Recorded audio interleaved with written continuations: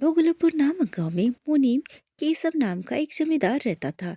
वो बहुत ही कंजूस था, सभी से पैसे लेता और सबसे अधिक ब्याज लिया करता था।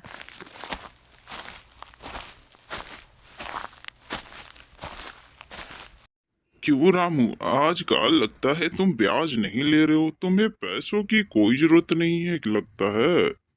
अरे नहीं, मुझे कोई पैसों की जरूरत नहीं है। मेरा बेटा शहर में काम करता है, वहीं से पैसे भेजता है।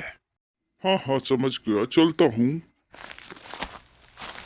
इतना ब्याज लेता है, ना जाने गांव वालों को कब इसे छुटकारा मिलेगा। हाँ। शर्मा जी, आज का हिसाब जरा अच्छे से देखना। डॉक्टर साहब, मेरे बेटे की बहुत जोरों की तबीयत खराब है। जरा देखकर बताइए इसे क्या हुआ है। आपने जो दवाई दी थी वो भी मैंने खिलाया, देखिए डॉक्टर साहब। बुखार तो बहुत है। मैं कहता हूँ इसे जल्द से जल्द शहर ले जाओ और वहाँ इसे दिखाओ। अभी के लिए मैं दवाई देता हूँ। कितना खर्चा आएगा डॉक्टर साहब? लगभग 500 रुपये खर्च होंगे। जल्दी ले जाओ अपने बच्चे को। सुनो जी, हम इतना पैसा कहाँ से लाएंगे? मुझे नहीं पता कि मुझे क्या करना है। मेरे पास तो केवल 100 रुपए ही है। एक काम करते हैं ना, हम मुनीम केशव से पैसे लेते हैं। वो तो आधे से ज्यादा ब्याज ले लेगा हमसे। जो भी हो, अपने बच्चे के लिए तो हमें जाना ही होगा ना। चलो पहले वहीं चलते हैं।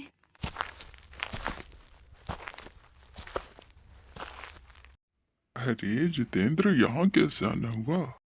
मुनीम जी, मेरी बेटी की बहुत तबीयत खराब है। यहाँ के डॉक्टर ने शहर भेजा है और वहाँ के लिए पूरे 500 रुपये लगेंगे। कृपया करके आप मेरी मदद करें।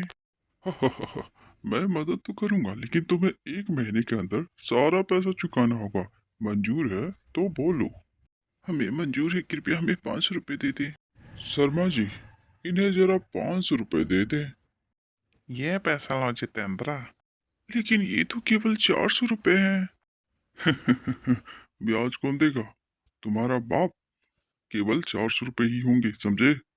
क्या ये 20 रुपए का ब्याज है?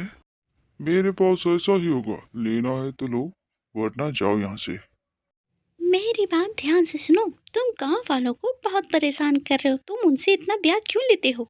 हम तो दो ही जन हैं, हमारे तो बच्चे भी नहीं हैं।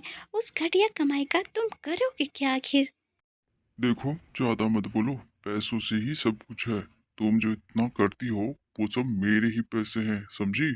और ज्यादा बोलने की जरूरत नहीं है, चुपचाप रहो। कौशल्या, ओ कौशल्या, कहाँ हो? आज मुझे चाय नहीं मिली। क्या हुआ, चाय नहीं मिलेगी? अरे, आप चाय पिए बिना एक दिन भी नहीं रह सकते। इतना चिल्लाते क्यों हैं? जाइए, आज दूध वाला भी नहीं आया है। खुद ही जाकर दूध ले आइए। ये सुबह सुबह नौकर कहाँ मर जाते हैं। खैर छोड़ो, चलो।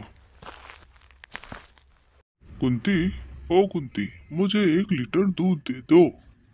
मालिक, हाँ अभी देती हूँ। ये लीजिए दूध। हाँ, लो पैसे। ये क्या, 2 रुपए ही दे रहे हैं? 1 लीटर का 5 रुपए है। अच्छा, पूरी दुनिया से 2 रुपए लेती हो और मुझसे 5 रुपए लोगी तुम? आपसे ही सीखी हूँ मालिक। पूरी दुनिया से 20 रुपए का ब्याज लेते हो। ये भी कुछ ऐसा ही है। ठीक है, ये लो तुम। सुबह सुबह मैं चाय पिए बिना नहीं रह सकता।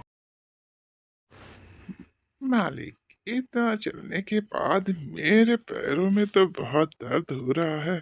आप कहो तो मैं भी इसमें बैठ जाता ही हूँ। अरे शर्मा जी, पैदल सेहत के लिए बहुत अच्छा होता है। पैदल ही चलिए। तो आप नहीं चाहते मैं गाड़ी में बैठूं? अचानक से बैलगाड़ी चलते हुए एक पत्थर से टकरा गया और मुनीम नीचे गिर गया। कितना खून निकल रहा है। लगता है मेरा पैर टूट गया है। उठने में मेरी मदद करो। मालिक, अस्पताल चलिए, ये लगता है बहुत बड़ी चोट है। अरे इतनी सी चोट के लिए मैं अस्पताल क्यों जाऊं? पहले उठने में मेरी मदद तो करो। आह, बहुत दर्द हो रहा है मुझे। मालिक, पहले ही मैंने आपको कहा अस्पताल आपको चलना ही होगा। हाँ हाँ, ठीक है, चलो चलते हैं अस्पताल। डॉक्टर साहब, मेरे मालिक को पहले देखिए, उन्हें बहुत चोट लगी है। ये कोई छोटी मोटी चोट नहीं है। 50 रुपए की पट्टी लगानी होगी इन्हें। क्या 50 रुपए? मैं इसे 5 रुपए दूंगा। कुछ भी करो और पट्टी बांधो। ये अपने आप ठीक हो जाएगा। ठीक है, वो 5 रुपए ही मुझे दे दो। फिर डॉक्टर साहब ने उसी 5 रुपए को उसके पैरों पर रखकर पट्टी बांधना शुरू किया। डॉक्टर साहब ये क्या करें, उस 5 रुपए को मेरे पैरों पे क्यों बांध रहे हो? आपने ही तो कहा था ये 5 रुपए से ठीक हो जाएगा, कुछ भी करो तो ये कल तक ठीक हो जाएगा। तो इसका मतलब 50 रुपए के बिना आप पट्टी नहीं लगाएंगे? ये तो गांव वालों का ही पैसा है, मैंने जितना भी कहा वो तो बहुत कम है। ठीक है, मैं तुम्हें 50 रुपए देता हूँ। जिनके पास करोड़ों पैसे हैं तब भी वो खाना ही खाएंगे, पैसे नहीं खा सकते हैं और सिर्फ पाप पुण्य कमा सकते हैं। पैसों से सब कुछ नहीं खरीदा जा सकता। जरा समझाओ ये क्या कह रहा है? ये कह रहा है मरोगे आप तो पैसे आपके साथ नहीं जाएंगे और पैसे से सब कुछ नहीं खरीदा जा सकता। अरे छोरो, वो कुछ भी कहता है, उसे क्या पता कि पैसे कितने महत्व होते हैं हमारे जीवन में। आप बाद में समझिएगा इसे।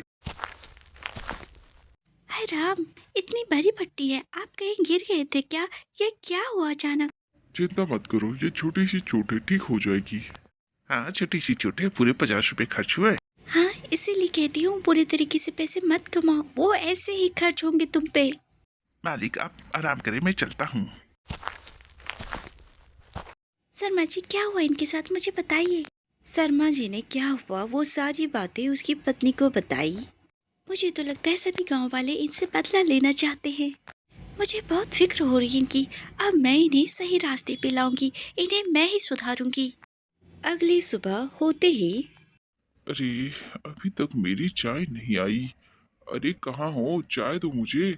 और ये दरवाजा क्यों बंद है? दरवाजा खोलो, कोई दरवाजा खोलो बाहर से। डॉक्टर ने कहा है आपको आराम करने के लिए, जो भी चाहिए मैं ला कर दूंगी, आप कमरे में ही रहिएगा।